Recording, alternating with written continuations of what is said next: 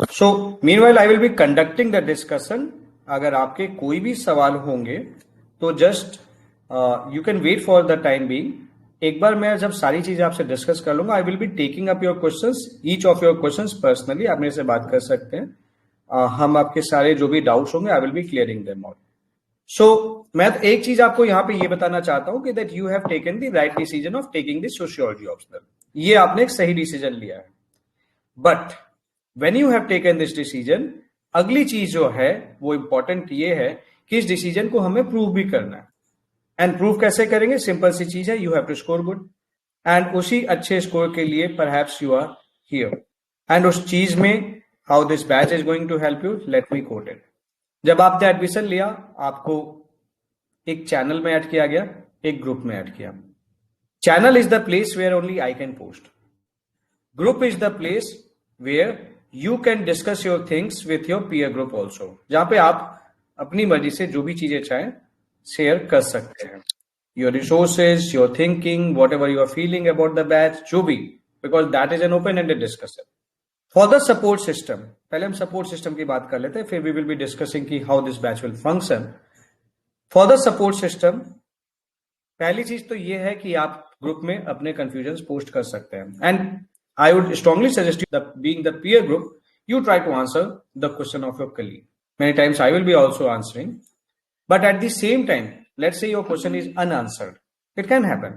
Thereby, you are requested to message me directly also personally, whereby team ने आपको already मेरी ID share कर रखी है। Because many times क्या होता है, कई सारे बैचेस हैं तो it's not possible to go and check in each group. तो अगर कभी कोई query है आपने पोस्ट कर रखी है, and if I am not being able to answer over there, आप मुझे पर्सनली भी वो मैसेज कर सकते हैं कि sir this is the thing that is disturbing. I will be resolving your issues, but at the same time if you need the telephonic discussion over the question, like let's say नहीं समझ ही नहीं पा रहे, then you can also take an appointment, you can call me. And अगर आप दिल्ली में हैं, आपको सोशियोलॉजी में या फिर इनफैक्ट कोई भी चीज परेशान कर रही है पढ़ने लिखने में, then you can visit me in Mukherjee Nagar also, I am available. तो सपोर्ट वाइज परेशान नहीं होना है कि भाई कहीं इधर उधर भटकना नहीं है। There is no mentor in the mid. आप डायरेक्टली मेरे से ही कनेक्टेड रहेंगे, मैं ही आपको सोशियोलॉजी के लिए जवाब दे रहा हूँ। तो ये तो था सपोर्ट सिस्टम। अब पढ़ाई कैसे करनी है? पढ़ाई करने से पहले हम ये समझ लेते हैं something about the syllabus. I hope you must have seen the syllabus. Let me share you something. Now this is the syllabus.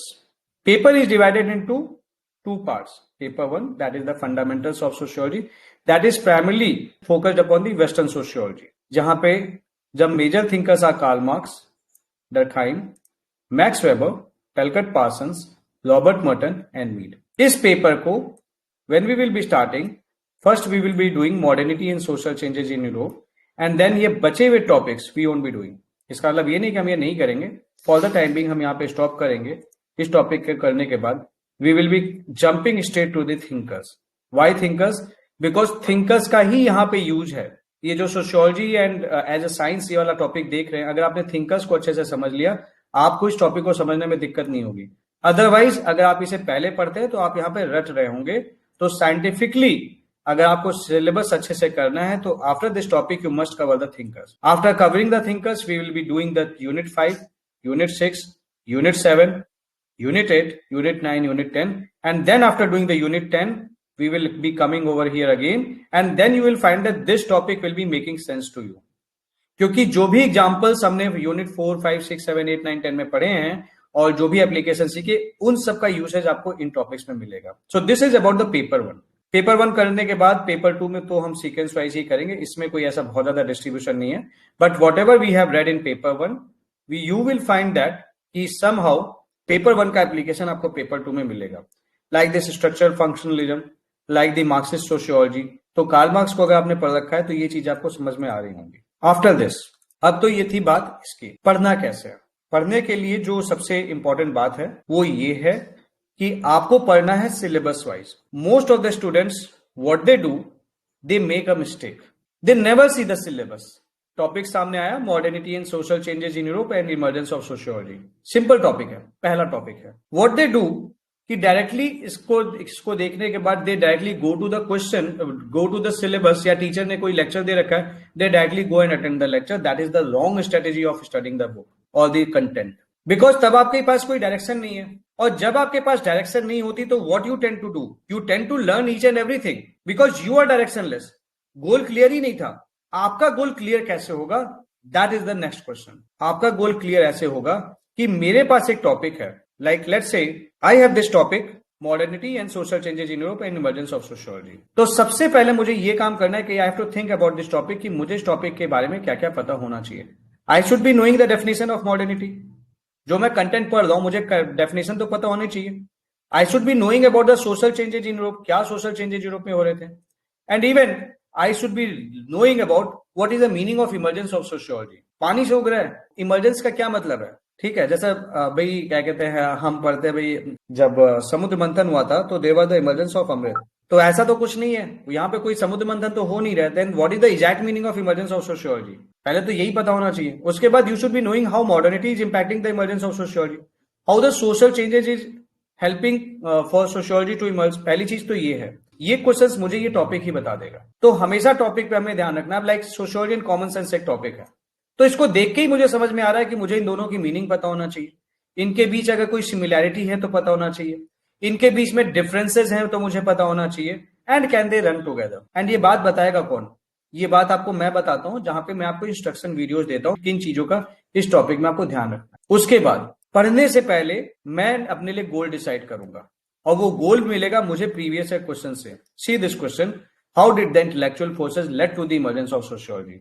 पढ़ते वक्त मेरे दिमाग में एक सिंपल सी चीज जरूर होनी चाहिए कि मुझे एग्जैक्टली वो फोर्सेस पता होनी चाहिए, what are the ideas, what were the intellectual trends that were leading to the emergence of sociology. Enlightenment के बारे में, या फिर what aspects of enlightenment do you think paved the way for the emergence of sociology, how has enlightenment contributed to the emergence of sociology.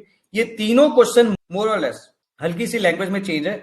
और in fact ये चौथा question भी, European enlightenment and renaissance examine this statement, ये question तीनों चारों लगभग same है, same नहीं है बट लगभग सेम है। इनका content in the end you will end up writing the mostly the same thing. तो यहां से मुझे पता चल गया, I should be knowing about the enlightenment, I should be knowing about the intellectual forces, I should be knowing about the renaissance, what things can be included in the enlightenment, वो क्या changes थे जिसके चलते sociology is set to have emerged.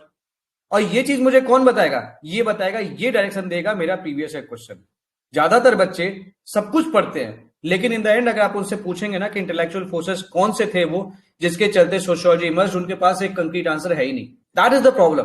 Then discuss the historical antecedents of the emergence of sociology. अब इस historical incidents का मतलब क्या हो गया, what are the social changes, what were the intellectual changes, यही यहाँ पे लिखना था, बहुत ज्यादा कुछ नहीं था। You have to discuss about the industrial revolution, you have to discuss about the French revolution, कि कैसे it impacted the emergence of sociology. ज्यादातर बच्चे यहाँ पे कंफ्यूज हो जाते हैं। तो ये 4-5 question, how has sociology emerge as a distinct discipline based on rationality and scientific temper, ये यहाँ पे भी डाल सकते हैं, टॉपिक 2A में भी डाल सकते हैं, फिलहाल हमने यहाँ पे डाला है। तो ये मुझे बता रहा है। तो basically I will be learning about how has natural sciences help the sociology to emerge. अब क्यों स्टार्टिंग में थिंकर्स चाहते थे कि सोशियोलॉजी को they should be based upon like sociology को, why they wanted that sociology should be based upon the natural sciences. एक simple सी चीज है कि सब लोग विद द ट्रेंड फ्लो करना चाहते हैं। उस टाइम पे जो भी लोग साइंस में जो भी डेवलपमेंट्स कर रहे थे, दे एक्चुअली, जितने लोग भी वर्क कर रहे थे, यू कैन से कि they had actually a tendency कि वो साइंटिफिक चीजों को कॉपी करें और वो सोसाइटी की स्टडी में करें, because that was an easy thing to follow, reinvent the wheels with so society was in chaos and disorder. तो उनको चाहिए था भैया इस सोसाइटी को स्टडी करनी है, उसके लिए दे वांटेड सम मेथड, उस मेथड के लिए दे वर गेटिंग द बने बनाए मेथड मिल रहे थे साइंस से। सो से दे सेड कि भैया इन मेथड्स को तो हम सोसाइटी में भी अप्लाई कर सकते हैं। So society we will be studying evidence based, and when we will be reading the society evidence based, तो जाहिर सी बात है that will be acceptable to all. और साइंस की ऑलरेडी रिस्पेक्ट है, तो अब हमें भी इज्जत मिलेगी। तो this is the thing. 6 question आपके यहां से सीधे सीधे आपको समझ में आ रहा है कि किस डायरेक्शन में आपको पढ़ना है। Then sociology is preeminently study of modern society. Europe was the first and only place where modernity emerged, तो ये मॉडर्निटी के बारे में थोड़ा सा है। देन यहाँ पे आपको समझ में आता है कि मुझे मॉडर्निटी को अच्छे से पढ़ना है। Then sociology emerged in Europe and flourished to begin on an social reformist orientation in the USA. तो मैंने ये क्वेश्चन देखा और मुझे इतना समझ में आ गया कि मुझे इन फैक्ट्स पे ध्यान रखना है। तो मुझे, मेरे सामने अब था सिलेबस, मेरे सामने थे क्वेश्चंस, और उन क्वेश्चंस को सिलेबस ओरिएंटेड देख के अब मैंने पढ़ना शुरू किया। तो जब आप कंटेंट पढ़ रहे होगे तो आपके दिमाग में जैसे ही इनलाइटनमेंट वर्ड आएगा आप समझ जाओगे कि भैया इस टॉपिक को तो मुझे बहुत अच्छे से करना है। मॉडर्निटी आएगा तो आपको पता होगा कि मॉडर्निटी के एस्पेक्ट्स मुझे बहुत अच्छे से करना है। एंड वही क्वेश्चन बार बार वो घुमा फिरा के पूछ रहे हैं। बट हम क्या करते हैं, हम पूरी दुनिया की चीजें पढ़ लेते हैं। हम कॉपरनिकस वाली चीजें पढ़ते हैं, लाइक हम कमर्शियल रिवॉल्यूशन पढ़ने लगते हैं, पूरा इतिहास पढ़ लेते हैं। नहीं पूछे गया वो, सिलेबस में ही नहीं है। They are asking about the Europe of 18th and 19th century, तो they are more interested in that. At best उसका एक ब्रीफ रेफरेंस पूछ सकता है, उससे ज्यादा नहीं पूछ सकता वो आपसे। तो ये चीज आपको डायरेक्शन देगा आपका सिलेबस। और इसी चीज के लिए I have just shared you the distribution of the questions that has been asked from 2013 to 2025। ये तो था, हमने कर लेंगे। उसके बाद क्या करेंगे? तो सबसे पहले आप एक काम ये करेंगे कि पहले आप उठाएंगे और पढ़ेंगे क्या? पहली चीज द टॉपिक। टॉपिक का नाम क्या है? उस टॉपिक के बाद आप उसका क्वेश्चन देखेंगे, प्रीवियस क्वेश्चन। प्रीवियस क्वेश्चन के बाद आप पढ़ेंगे उसकी थ्योरी। वो थ्योरी कौन सी होगी? थ्योरी के लिए आई विल बी सजेस्टिंग यू, कभी मैं आपको हैंड रिटन नोट्स भी दूंगा, कभी आपको दूसरे इंस्टीट्यूट्स के मटेरियल्स भी दूंगा, कभी मैं आपको नितिन सांगवान सर की बुक से पढ़ने के लिए बोलूंगा, कभी मैं आपको इग्नू के नोट्स के लिए बोलूंगा, कभी मैंने आपको उड़ीसा के नोट्स दूंगा। एक्सेप्ट द 2 बुक्स जो मैं आपको भी लिस्ट दूंगा, उसके अलावा आपको कोई किताब नहीं पढ़नी है। हर चीज की आपको पीडीएफ मिलेगी। तो for the theory that is sufficient in themselves. And in the and जब आपका बैच खत्म हो रहा होगा तो हर चीज के लिए जो कंटेम्प्रेरी रेलेवेंस वाली चीज है उसके लिए हम आपको एक सेपरेट डॉक्यूमेंट भी प्रोवाइड करेंगे। तो टॉपिक्स के लिए आपको इधर उधर कहीं भटकने की जरूरत नहीं है। अगर आपने ये बैच ज्वाइन किया है, it means somehow I am accountable towards you also, and definitely you are accountable towards me कि सर मुझे ये निकालना है, मैंने आपका बैच ज्वाइन किया, I should be scoring very good. So that is about the theory. Topic, previous question, then you will be reading the theory. अब आपने थ्योरी पढ़ ली, टॉपिक को ध्यान में रखते हुए पढ़ लिया।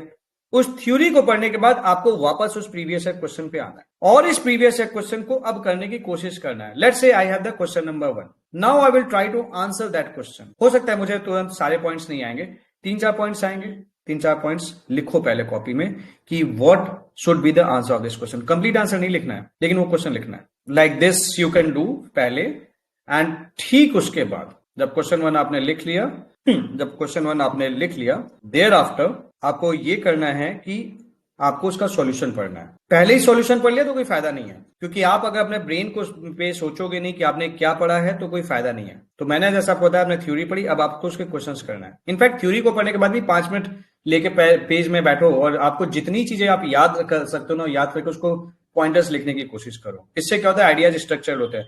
मोस्ट ऑफ द बच्चे ये काम करना नहीं चाहते क्योंकि ब्रेन पर प्रेशर पड़ता है, तो उनके आइडियाज कभी भी स्ट्रक्चर्ड हो नहीं पाते, तो वो अच्छा आंसर लिख नहीं पाते। But if you will be doing that, believe me, sociology इतना टफ नहीं है, सोशियोलॉजी है बहुत आसान। एंड ठीक उसके बाद क्वेश्चन 1 पे आए, हमने उसके क्वेश्चंस को ब्रेनस्टॉर्म किया and thereafter I read the solution. अब सॉल्यूशन पढ़ा, हमने सॉल्यूशन बुक से पढ़ा, तो हमारे पास कुछ एक्स्ट्रा कंटेंट आएगा ही आएगा। तो नाउ मैंने 4 पॉइंट पढ़ा, 3 पॉइंट मुझे यहां से मिल गए, तो मेरे पास उसी क्वेश्चन के लिए 7 पॉइंट हो गए। सेम एक्टिविटी फिर मुझे क्वेश्चन नंबर 2 के लिए करनी है। क्वेश्चन नंबर 2 पढ़ा, अब उसके सॉल्यूशंस पढ़े, एंड देन क्वेश्चन नंबर 3 पढ़ा, अब उसके सॉल्यूशंस पढ़े। जब ये काम आप हर एक क्वेश्चन के साथ कर लेंगे, तो उसी टाइम पे उस टॉपिक को कम से कम आप 4 से 5 बार, 10 बार रिवाइज कर चुकेंगे in the form of question and answers. और आप पाएंगे कि you are in a far better position. ज्यादातर बच्चे ये काम करते ही नहीं है, and that is why they are not scoring good. But अगर आपको ये काम करेंगे तो आपको बहुत हेल्प मिलेगी। उसके बाद फिर आपने बस ये आना है, फिर you have to write the done. So and I am saying that ये टॉपिक आपको करना है, तो उसमें आपको मैराथन में बस इतना काम करना है कि आपने जो मैंने वीडियो दिया है उस वीडियो को देख लेना। That is not a lecture video, mostly वो एक बेसिकली स्ट्रेटेजी वीडियो होता है कि किन चीजों का ध्यान देना है पढ़ते वक्त। उसको सुनने के बाद आपको अपना कंटेंट पढ़ना है, कंटेंट को पढ़ने के बाद आपको अपने क्वेश्चंस पकड़ने हैं, क्वेश्चंस को करने के बाद आपको आके डन लिख देना। 8वें या 10वें दिन से हम क्वेश्चन आंसर राइटिंग भी प्रैक्टिस करने लगेंगे। So you will be writing the answers. 10 दिन के बाद से ऐसा नहीं है कि आप नहीं लिखेंगे, बिना लिखे तो होगा नहीं, पहले ही बता दूं। तो आपको आंसर्स भी लिखने पड़ेंगे। आई विल बी फोर्सिंग यू कि आपको लिखना है। आप फिर भी नहीं लिखेंगे तो देखो यार गलती है, तो कोई फायदा नहीं है बैच ज्वाइन करने का। तो आंसर तो लिखना पड़ेगा। Without answer writing there is no use of this batch. ठीक है, कंटेंट रेडी हो जाएगा, आंसर ही नहीं लिखा क्या फायदा। तो आंसर लिखना है। Your copies will be evaluated, और वहां से आप चेक करेंगे कि मैं कहां पे स्टैंड करता हूं। हो सकता है शुरुआत के 8-10 दिन आपके आंसर्स आपको बहुत पसंद नहीं आएंगे, कोई बात नहीं, लेकिन हिम्मत नहीं हारनी है। क्योंकि पहले दिन सबसे बेकार आंसर लिखता है, दूसरे दिन और बेटर लिखते हैं, तीसरे दिन और बेटर लिखते हैं, चौथे दिन और बेटर लिखते हैं। पर डे आंसर राइटिंग में इंप्रूवमेंट होता है। बीच में आई will be taking one class whereby I will be teaching you how to make the diagram of any question in sociology. जब आप कुछ आंसर्स लिख लेंगे तब उसके क्लास का लेने का मीनिंग बनेगा। Whenever you write an answer, always try to include the diagram with the answer. Because ज्यादातर बच्चे क्या करते हैं, वो टेक्स्ट ही लिखते हैं क्योंकि डायग्राम्स तो उनके पास होते ही नहीं, और जो बुक्स में क्वेश्चन डायग्राम बने हुए हैं वो बहुत ही लिमिटेड है, और कई बार वो क्वेश्चन के अकॉर्डिंग रेलेवेंट नहीं होते क्योंकि वो तो टॉपिक वाइज बने थे। तो या तो वो वही डायग्राम कॉपी कर देते हैं, और जब सारे बच्चे वही डायग्राम बनाते हैं तो आपको एक्स्ट्रा नंबर क्यों मिलेगा सोशियोलॉजी में? सोशियोलॉजी में नंबर तब एक्स्ट्रा तभी मिलेगा जब आपका डायग्राम क्वेश्चन के अकॉर्डिंग रेलेवेंट होगा, ना कि आपके टॉपिक के अकॉर्डिंग रेलेवेंट होगा। ज्यादातर बच्चे ये गलती करते हैं। So if you want to score better in sociology, you need to draw a better diagram than others. फिर बारी आएगी नोट्स के लिए, कि अब आपको नोट्स बनाने हैं। तो नोट्स बनाने के लिए परेशान मत होना, शॉर्ट नोट्स जो मैं आपको प्रोवाइड कर रहा हूँ कंटेंट वाइज एनफ है। उसमें कुछ वैल्यू एडिशन आपको लगता है कि ये करना चाहिए तो आप कर सकते हो, that is your call. But otherwise जो नोट्स मैं आपको प्रोवाइड कर रहा हूँ वो नोट्स अपने आप में सफिशियंट होगा, दैट इज फॉर श्योर। तो short notes I will be providing, उसमें सिर्फ कीवर्ड्स हैं, प्राइमरी कीवर्ड्स ही रिवाइज करने होते हैं, and thereafter you write the statement. तो ये चीज करनी है। जब भी आप कोई थिंकर पढ़े, try to develop the linkages. वो लिंकेजेस डेवलप करना भी I will be teaching you once, जब हम वो कवर करते चले जाएंगे। बट इन सारी चीजों में मेरी एक पर्सनल एडवाइस है, सी बैच तो हम स्टार्ट कर रहे हैं with a motivation, but consistency will always supersede your talent. Consistent रहना। क्या होता है कि कई बार हम वी टेक द एडमिशन, हम लेते हैं, कई बहुत सारी जगह पे हम एडमिशन लेते हैं, बट थोड़ा सा प्रेशर आता है तो हम गिव अप कर देते हैं कि नहीं यार हमें दिक्कत हो रही है लाइक हमें पता है हमें सुबह उठना चाहिए बट हम नहीं उठना चाहते। क्यों? क्योंकि उठने से तकलीफ होगी। बट बिलीव मी, उठना शुरू कर दो यार। अगर उठोगे तो यू विल फील बेटर, आप अपनी हेल्थ भी अच्छी करेंगे और somehow you will be doing better than others. इसी तरीके से आंसर्स लिखना पसंद नहीं आएगा बट लिखना शुरू कर दो, और इतनी बेसिक सी चीजें अगर आपने कर ली then nothing is going to stop you from the final selection. Sociology is very easy, कुछ गलतियां नहीं करनी है। हर एक का सोशियोलॉजी वाला मोटिवेशन नहीं देखने लगना है कि चलो ये भी कर लेते हैं ये भी कर लेते हैं। सब कुछ करोगे तो नहीं होगा, आपको अपने आप को रिस्ट्रिक्ट करना पड़ेगा। Limit the resources, do more practice in sociology if you want to score better. अगर आपको किसी एक किताब में 2-4 कंटेंट एक्स्ट्रा मिल रहा है, डजंट मीन कि आपको पूरी किताब खरीदनी है। नो, जस्ट वो टॉपिक पढ़ लिया, अगर आपको लगा अच्छा है ठीक है वो कर लिया। आपका आंसर परफेक्ट जैसी कोई चीज नहीं होती, अदरवाइज सोशियोलॉजी भी या किसी भी ऑप्शन में 500 में 500 आते हैं, ये समझिएगा। तो सभी लिखते एवरेज हैं, बट आपको उस एवरेज से इस हिसाब से लिखना है कि आप पर क्वेश्चन 1 से 2 नंबर दूसरे बच्चों से ज्यादा लेके आओ। That is the whole case. 19 question लिखने हैं पेपर 1 में, 19 क्वेश्चन लिखने हैं पेपर 2 में। एक नंबर का डिफरेंस प्रोड्यूस करोगे ना हर क्वेश्चन में तो 38 नंबर का डिफरेंस होगा, और 2 नंबर का डिफरेंस प्रोड्यूस करोगे तो 76 नंबर का डिफरेंस होगा। वो डिफरेंस प्रोड्यूस करोगे आप सही कंटेंट लिख के, सही डायग्राम ड्रॉ करके, सही कीवर्ड्स यूज करके, एंड ये इंश्योर करके कि आपके आंसर है जो आंसर आपने किया है दैट इज लेजिबल। तो ये चीज आपको करनी है। तो डू दिस, बिलीव मी, आप अच्छा कर पाएंगे। तो इतना कर लीजिए, चीजें हो जाएंगे। तो स्टार्ट करते हैं, मेहनत करते हैं, and I will be sharing you some of the content and targets. हम ऐसा है कि like tomorrow is the children's day, ठीक है, and we are also children है, हम भी बच्चे ही हैं। तो 15 से शुरू करते हैं, 15 से आपके टारगेट्स आना शुरू हो जाएंगे, एंड देयर आफ्टर 2 दिन का टाइम है आपके पास, एंड अपने आपके जो भी रिसोर्सेज हैं उनको आप कलेक्ट कर लीजिएगा, जो मैं आपको जो बुक्स की लिस्ट भेजूंगा। और 2 ही किताब खरीदनी है, केवल नितिन सांगवान सर वाली एंड क्रॉनिकल वाली सॉल्यूशन, और कोई किताब नहीं खरीदनी। बाकी हर चीज के लिए मैं आपको पीडीएफ प्रोवाइड करूंगा। So do this, in the and you will find that you have taken the best decision of joining this batch। और हम विद इन 3.5 महीने ये पूरा कुछ खत्म कर देंगे। लाइक अभी 15 नवंबर चल रहा है, तो like December and then this January, February के एंड तक मैक्सिमम ये बैच जाएगा, and sociology will be over. 2 से 2.5 घंटे is more than enough to cover the targets that I will be giving you. Answer writing जरूर करते रहना, because that is what will make you different from others. Support, unconditional support है आपके लिए, मेहनत करने के लिए। और अगर आप रेडी हैं तो मैं आपके साथ किसी भी हद तक जाने के लिए रेडी हूँ, बट आप शर्त इतनी है कि आपको भी मेहनत करनी पड़ेगी। बिकॉज देखो सीधी सी बात है, joining the batch won't give you 300 marks, doing and running with the batch will actually give you 300 marks, and मेरा फोकस वही है, क्योंकि ultimately it is you who is going to write the answer, I am not going to write the answer. मैं आपको सही guide कर सकता हूँ, लेकिन मेहनत तो आपको करनी पड़ेगी, तो मेहनत से नहीं पीछे हटना है। And excellent marks requires some tough decisions, and that tough decision में इस टाइम पे मोस्ट इंपॉर्टेंट थिंग होगी आपकी consistency and discipline. If you do that, believe me, हो जाएगा। So that's it from my side as of now. 15 तारीख से the things will start. अब आपका कुछ भी डाउट है यू कैन आस्क मी। आपके पास एक माइक होगा, आप उस पर क्लिक करेंगे, मैं आपको सुन पाऊंगा एंड फिर मैं आपको जवाब दूंगा। अच्छा, एक चीज मैं और बता दूं कि टारगेट्स रात के 9 बजे से 12 बजे के बीच में आते हैं, वो किसी भी टाइम आ जाते हैं। आपके पास 24 घंटे होते हैं उन टारगेट्स को कंप्लीट करके डन लिखने के। तो अगर मैं बोल रहा हूँ 15 तारीख से टारगेट आएंगे, इट मीन्स वो रात को 9 बजे ही आएगा। 9 से 12 के बीच में कभी भी आ सकता है, कभी कभी लेट होता है तो 12 बजे से पहले आ जाता है, 12 बजे से लेट नहीं होता। सो that is the thing, mostly otherwise timely 9 बजे आ जाएगा आपके पास। सो अब आपके कुछ डाउट्स हैं, then please ask anybody of you. No questions? Mic है आपके पास, आप माइक पे क्लिक करेंगे, मुझे पता चल जाएगा बोलना कुछ डिस्कस करना चाहते हैं। देखो कभी कभी कोई बच्चा सवाल नहीं पूछता तो उससे दो मीनिंग होते हैं, या तो कुछ भी समझ में नहीं आया, या तो मैंने बताया इस तरह से कि सब कुछ समझ में आ गया। ठीक है, चलो एक को डाउट है, ये अच्छी बात है। आप माइक दोबारा क्लिक कर देंगे, हम आपको सुन पाएंगे। ए आपको मैंने अनम्यूट किया, आप अपना माइक दोबारा क्लिक करेंगे तो हम आपको सुन पाएंगे। अच्छा, अभी सबको डाउट्स आ रहे हैं, चलो वन बाय वन करना है। वाई मैंने आपको अनम्यूट किया है, Y dot. Good evening, sir. Sir, I'm Yugal. Hi Yugal, कैसे हो? Sir, I'm good, sir. हाँ बताइए। Sir, apart from this, like whatever questions you give to us in answer writing, if we solve like there are certain pre-IQs questions or something, so how do we ensure that they are actually can we send it to you for evaluation, or if we have to self-evaluate them, then how do we do that after solving? ये चीजें मैं सिखाऊंगा ना, see ये चीजें like how to write the answers, मैं इसके कुछ सेशंस लूंगा। ठीक है, जब हम 2 4 5 क्वेश्चंस लिख लेंगे ना, जब आप लोग थोड़ी गलतियां कर दोगे, then I will be taking a session की how to write the right answer for sociology. But उससे पहले मैं आप लोगों को मौका दूंगा कि आप लोग गलतियां करें, so that you can evaluate your copies also. और जो भी आंसर्स हम लिख रहे हैं वो हम ऑलरेडी इवेल्युएट करेंगे। सी आंसर की बेसिक स्ट्रक्चरिंग कभी चेंज नहीं होती, चाहे वो जीएस हो चाहे सोशियोलॉजी हो, कंटेंट चेंज हो जाता है definitely. Like there is the introduction, there is the body वाला part, there is the conclusion वाला पार्ट। ये चाहे आप जीएस उठाइए, चाहे एथिक्स उठाइए, चाहे कोई भी ऑप्शनल उठाइए, हम ऐसे ही आंसर्स लिखते हैं। बट हाँ, हिस्ट्री का होगा तो उसका कंटेंट हिस्ट्री वाला होगा, ज्योग्राफी होगा तो ज्योग्राफी वाला होगा, सोशियोलॉजी होगा तो थिंकर्स होंगे या फिर अदर सोशियोलॉजिकल कंटेंट होगा, या फिर कोई स्टडी होगी। ठीक है, so this I will be teaching you, don't worry about that. तो वो आप लिखेंगे, मतलब 3 4 5 क्वेश्चन जब आप लिख लेंगे, then we will be taking a meeting whereby I be teaching you कि भाई ये चीज कैसे करनी है, आपको आंसर्स कैसे लिखना है। And apart from that definitely there is one another session that I will be taking कि डायग्राम्स कैसे बनाने, because that I want you each one of you to draw the diagram each of the questions। But उससे पहले मैं आप लोगों से 4 5 questions लिखवाऊंगा ताकि आप लोग उन क्वेश्चंस को लिख के ना समझ पाओ। क्योंकि क्या होता है कि अगर मैं डायरेक्टली आपको बता दूं तो आप एग्जैक्टली फिर वो ब्रेनस्टॉर्मिंग वाली चीज आएगी नहीं कभी। Yes, sir. तो फिर उसके दौरान जब हम इस तरह से सेशंस होंगे तो आप सीख जाएंगे।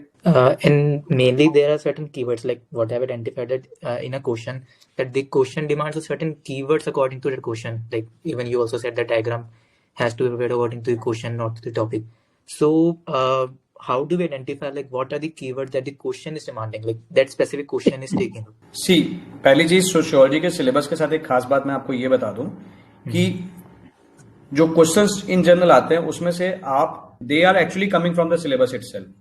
सोशियोलॉजी का बहुत ही रेयर क्वेश्चन होगा जो सिलेबस से आउट ऑफ द सिलेबस आता है, लाइक जो करंट रिलेवेंस में बिल्कुल आ जाते हैं कई बार। अब उस चीज के लिए you should have a list of the keywords, you should be rich in keywords. वो आपको शॉर्ट नोट्स ऑटोमेटिकली दे रहे होंगे, पहली चीज। अब जब वो क्वेश्चन आएगा वो किसी ना किसी टॉपिक में फिट होगा।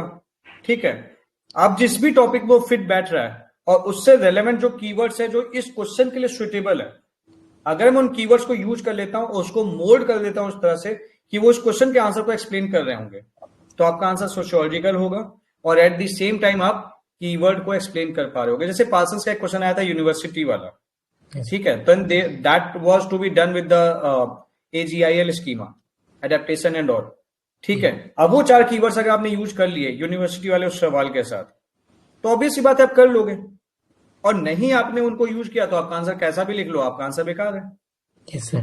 तो वो चीज आपके दिमाग में क्लियर रहनी चाहिए। Like if I will be asking you, there is a question, I don't know whether you have read sociology before or not, but like let's say there is a question on the social fact. If I give you the question language is a social fact, या फिर suicide is a social fact, religion is a social fact, this is from the theory of Durkheim, then you should be able to identify why it can be called a social fact or why it can't be called a social fact. तो जब मेरे को social fact से comparison करना है, then there are some properties that he gave कि भाई ये चीज होती है, that is there are the constraint, there is the externality and all। वो जो 4 कीवर्ड्स दे रखे हैं, वो 4 कीवर्ड्स अगर आपके आंसर में हैं, कुछ जगह पे 3 दे रखे हैं, कुछ जगह पे 4 दे रखे हैं, तो आपका answer that is the right answer. और अगर आपने वो कीवर्ड्स यूज नहीं किए हैं तो डेफिनेटली वो आंसर आपका जितना भी अच्छा लिख लो नंबर उतने मिलेंगे नहीं। तो वो चीज मैं आप लोगों को सिखाऊंगा कि उसको मोल्ड कैसे करना है। Okay. या Okay, thank you, sir. Welcome. Yes सपना, मैंने आपको अनम्यूट किया है। सपना, आप माइक क्लिक करेंगे ना तो हम आपको सुन पाएंगे। सपना, या Hello, sir.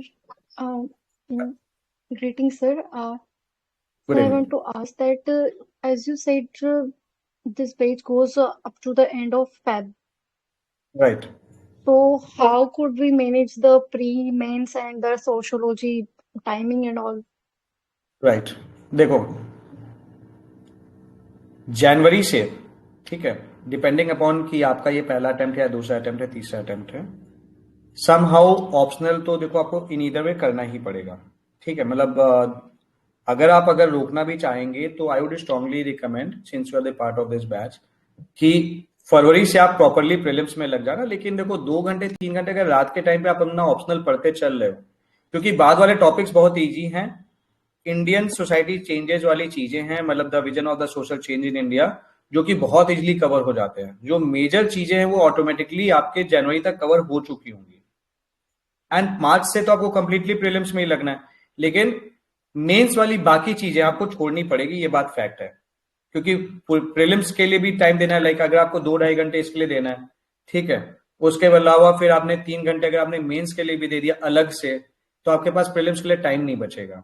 And optional Yes. Selection के लिए ऑप्शनल को कर लेना बहुत इंपॉर्टेंट है। एक मेरी सजेशन ये जरूर है कि आप दिसंबर तक कॉमन सब्जेक्ट्स, जो इंटीग्रेटेड सब्जेक्ट्स हैं, लाइक लेट्स से हिस्ट्री हो गया, ज्योग्राफी हो गया, इकोनॉमी हो गया, इन्वायरमेंट हो गया, साइंस एंड टेक हो गया, ये सब कवर जरूर कर लें। कुछ बच्चे गलती ये करते हैं, लाइक इस टाइम पे वो वर्ल्ड हिस्ट्री पढ़ रहे हैं। वर्ल्ड हिस्ट्री पढ़ना गलत नहीं है, लेकिन अगर आपने मॉडर्न इंडिया नहीं पढ़ा है और पहली वर्ल्ड हिस्ट्री पढ़े तो बिल्कुल गलत है। रीजन भी, मॉडर्न इंडिया का जो टॉपिक है वो तो प्री में भी पूछेगा, मेंस में भी पूछेगा, और उसके लिए बुक जो है वो कॉमन है, दैट इज द स्पेक्ट्रम। बच्चे ने स्पेक्ट्रम नहीं पढ़ी और उसको ये कि मैं मेंस का पढ़ूंगा, और मेंस के लिए वो क्या पढ़ेगा, वो एक्सक्लूसिवली जो मेंस के लिए वो पढ़ेगा। लेकिन अगर मैं मॉडर्न इंडिया पढ़ रहा हूं तो मेरा मेंस भी तो तैयार हो रहा है ना। तो मेंस का जो टॉपिक है वो अगर मैं कॉमनली वो चीज कर रहा हूं, जो प्रीलिम्स और मेंस में कॉमन टॉपिक्स है वो मैं कर ले रहा हूं, तो अगर मैंने ये कर लिया, ज्योग्राफी वाला सारा कुछ कर लिया, पॉलिटी का पढ़ लिया, तो आपको पता है, मतलब if you will be doing history and geography वाला पोर्शन, तो आपका 60 से 70% सिलेबस यूं ही तैयार हो जाएगा जो GS1 का है। तो लाइक दिस इंटीग्रेटेड वे में अगर आप तैयारी कर रहे हैं, तो फिर जो बचा हुआ थोड़ा मोड़ा जो सिलेबस है ना एक्स्ट्रा, उसके लिए बहुत मोटी मोटी किताबें हैं भी नहीं। लाइक इंटरनल सिक्योरिटी, वो एक बुकलेट का टॉपिक है, और करंट अफेयर्स में इंटरनल सिक्योरिटी के इश्यूज आप ऑटोमेटिकली पढ़ ही रहे हैं लगातार, तो you won't be needing to look at other places. तो इतना सा कर लीजिए, चीजें हो जाएंगी। Any more doubts Sapna? No, sir. Okay, sir. Neha, I believe you have raised your hands for asking the question. I have unmuted you. आपका mic आप क्लिक करेंगे तो हम आपको सुन पाएंगे। Neha, do you have any question? आप अपना माइक क्लिक दोबारा करेंगे तो हम आपको सुन पाएंगे। चलो, नो क्वेश्चंस। मुकुल, मैंने आपको अनम्यूट किया है, यू कैन आस्क माइक पे क्लिक करके।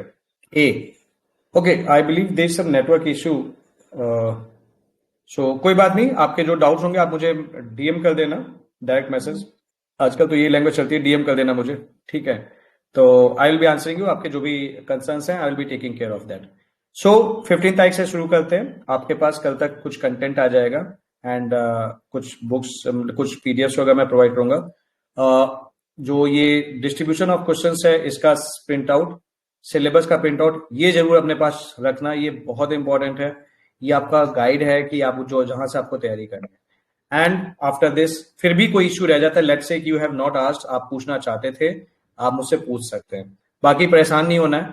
If I am here you don't need to fear, सीधा सा है, ठीक है। Sociology is going to be an scoring optional for you, I will be standing with you till the end, बस। लेकिन शर्त इतनी है कि आपको भी देखो पढ़ाई करनी होगी और पढ़ के सिलेक्शन लेना होगा, and that is my goal for you. So let's do it, मिलके करते हैं, अच्छा करते हैं, एंड दूसरों से बेहतर करते हैं।